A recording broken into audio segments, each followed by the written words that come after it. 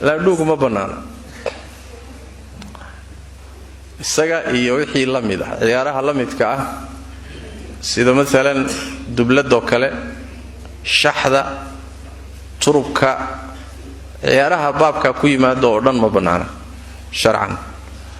laana waxa ku jira mafaasid aad u fara badan waxa ku jira idaa'atu al-awqat bima la fa'idata fi waqtigi oo lagu luminayo waxaan faa'iido lahayn nabigana wuxuu yiri sallallahu alayhi wasallam min husni islam al-mar'i tarkuhu ma la yaani ruuxa islaamnimo wanaagiisa waxa kamida waxaan faa'iido u lahayn inuu isaga tago waxa kale ku jira oo shabahda baasha leeyada nardashiirka baa leeyada nardashiir baa jirto dublada iyo shaxda iyo kaagdho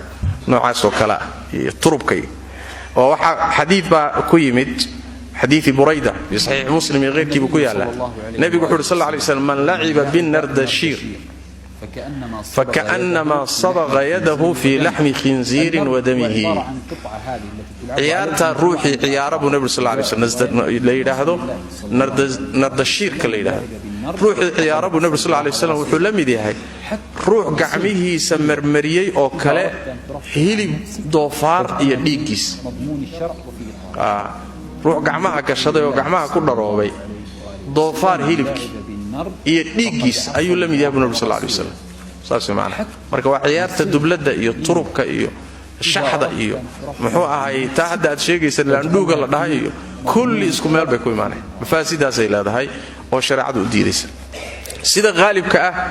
fasaqada iyo dadka waxa ciyaara diintu ku yarta ruuxa meelahaas oo kala bartana suxbadiisu waxay u badanaysaa dadka fasaqada inuu ku dhex jiro